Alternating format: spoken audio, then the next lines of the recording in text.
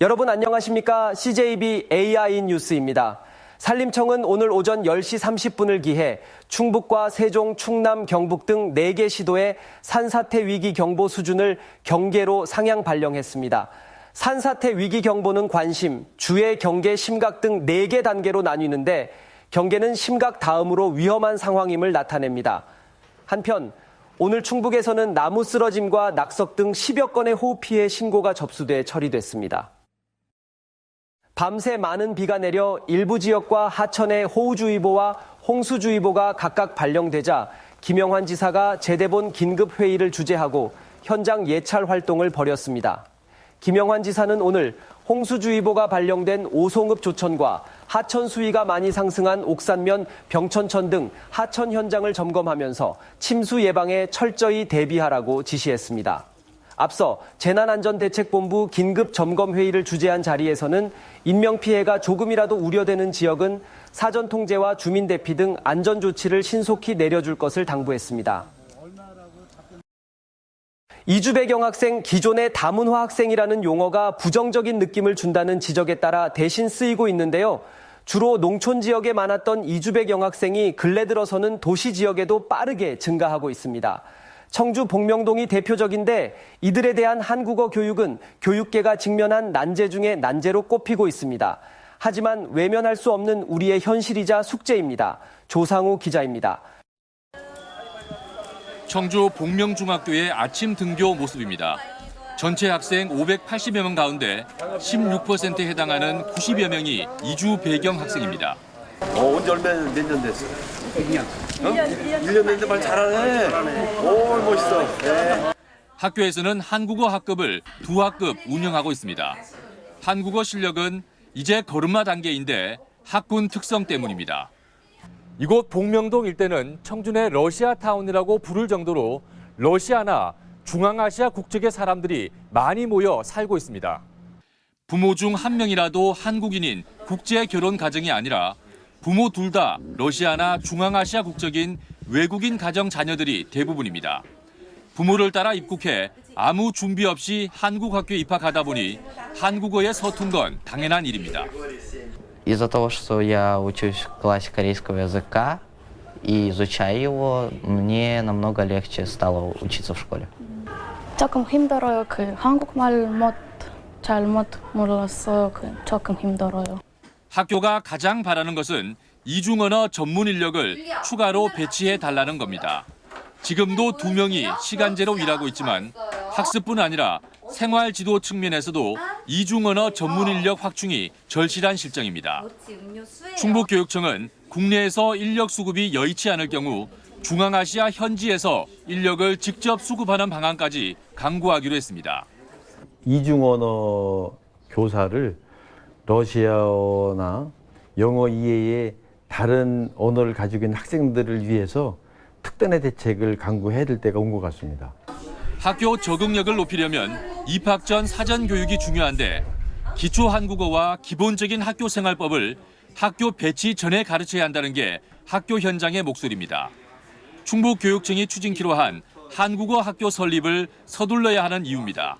또 외국인 가정은 자녀를 위한 학부모 상담이 불가능한 경우가 많다며 학부모 교육도 적극 도입해야 할 과제로 떠올랐습니다. CJB 조상우입니다.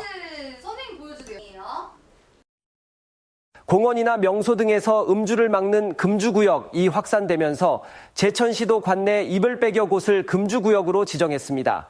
계도 기간을 거쳐 내년 1월 1일부터는 적발 시 과태료 5만 원의 처분을 받게 됩니다. 안정은 기자가 보도합니다. 제천시 강제동의 한 어린이 공원입니다. 어린이는 물론 마을 주민들이 자주 찾는 쉼터입니다. 하지만 공원 안에서 술을 마시거나 쓰레기를 버리고 가는 사람들 때문에 불편을 호소하는 주민들이 많습니다. 특히 또 저녁에 나오는 사람들은 무섭잖아요. 술 먹고 젊은 애들이 그러면 도로 들어가고. 제천시가 음주로 발생할 수 있는 폐해로부터 시민들을 보호하기 위해 이달부터 금주구역을 지정해 운영하기로 했습니다. 대상은 제천시 17개 읍면동에 있는 어린이 공원과 놀이터, 버스 정류소 등 784개소입니다. 금주구역에서 음주를 할 경우 5만 원의 과태료를 부과하기로 한 건데 시민들의 반응은 긍정적입니다. 아이들이 자라는 데 있어서는 공원이라든지 그런 구역들에 금주 구역으로 정하는 게 아이들이 자람으로써 그리고 자라면서 보여지는 데 있어서 중요한 역할을 할 것 같다라는 생각이 듭니다. 국민건강보험공단이 발표한 음주로 인한 사회 경제적 비용은 매년 증가해 지난 2019년 15조 원까지 늘어난 상황. 제천시는 금주구역 지정에 이어 건전한 음주문화 정착을 위해 다양한 프로그램을 진행할 계획입니다. 절주 교육을 하고 고의원 음주를 하지 말자는 그런 캠페인을 함으로써 그렇게 술을 강권하는 문화 자체가 잘못된 문화라는 걸 만들어가는 사회적 분위기를 조성한데 제천시는 올해 말까지 금주 구역 내 음주자 과태료 부과 계도 기간을 갖고 내년 1월부터 본격 시행할 계획입니다. 하지만 지자체마다 제각각인 금주구역 범위와 과태료 액수, 인근 상인들의 반발 등은 풀어가야 할 숙제입니다. CJB 안정은입니다. 청주시가 정보 시스템 보안 관리의 허점을 드러내 행정안전부로부터 기관 경고를 받았습니다. 행안부에 따르면 지난 1월 청주시 공개 서버 관리자 페이지에 해커가 무단으로 접근해 정보를 빼냈고 지난해 2월에는 모 부서 공개 서버가 피싱 웹사이트 운영에 악용되기도 했습니다. 행안부는 이를 계기로 지난해 1월부터 올해 3월까지 청주시 정보 시스템에 대한 정부 합동 감사를 벌여 총 141건의 사이버 공격 시도 흔적을 찾아내고 관리를 소홀히 한 청주시에 기관 경고 조치를 내렸습니다.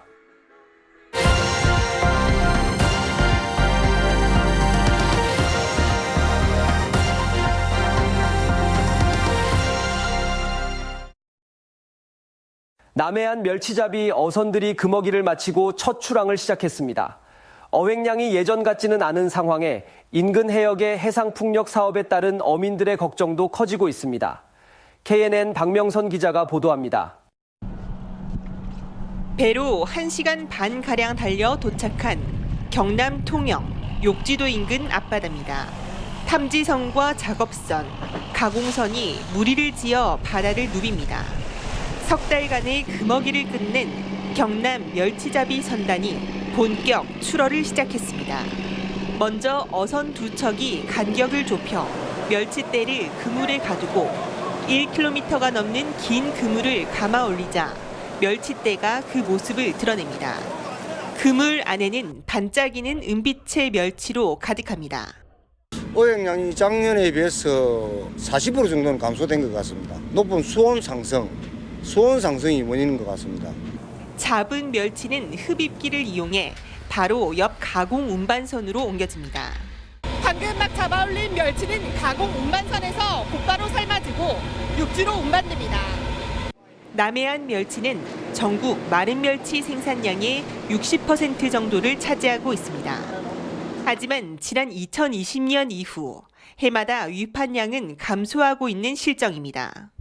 경남 욕지도 인근 해역은 멸치 어장으로 손꼽히는 곳입니다. 하지만 추진 중인 해상 풍력 사업으로 멸치 황금 어장이 사라질까 어민들의 우려가 큰 상황입니다. 조업할 장소가 없어지는 겁니다. 서식하기 좋은 환경에 물고기가 있는 건데 멸치 역시 마찬가지입니다. 풍력 단지가 들어서게 되면 조업해야 될 그 자리에 자기들은 멸치는 있겠지만 우리는 조업은 못하는 거죠. 한편 금어기가 풀리면서 재개된 남해안 멸치잡이는 내년 3월까지 계속됩니다. KNN 박명선입니다.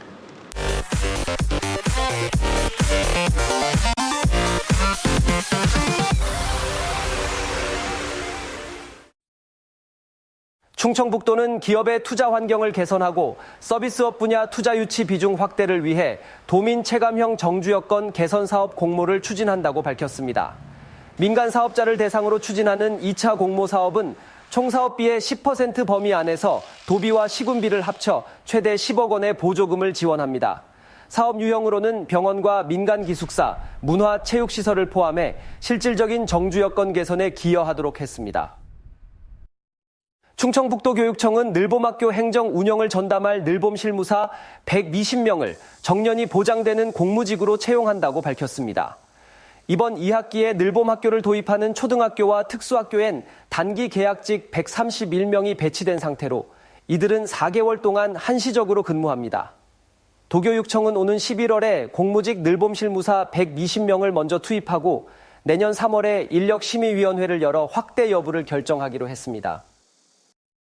청주지방법원 형사4단독은 아동학대 혐의로 불구속 기소된 60대 초등학교 교사 A씨에게 벌금 300만 원을 선고하고 40시간의 치료 프로그램 이수를 명령했습니다. A씨는 지난 2021년 2학년 담임 교사를 맡던 중 비군이 만들기 시간에 제출한 작품이 수업 주제와 맞지 않는다는 이유로 발로 밟아 쓰레기통에 버리는 등 정서적 학대를 한 혐의로 재판에 넘겨졌습니다. 청주시는 수곡동 명품 황토길 연장 공사를 완료했다고 밝혔습니다. 수곡동 명품 황토길은 지난해 10월 1차 조성에 이어 이번에 나머지 구간 공사를 마무리해 산남 사거리부터 계신 고가차도까지 왕복 2km의 황토길이 완성됐습니다. 황토길엔 황토 체험장을 별도로 조성하고 발을 씻는 세족장과 안개 관수 시설도 구축됐습니다. 이상으로 CJB AI 8시 뉴스를 마치겠습니다. 고맙습니다.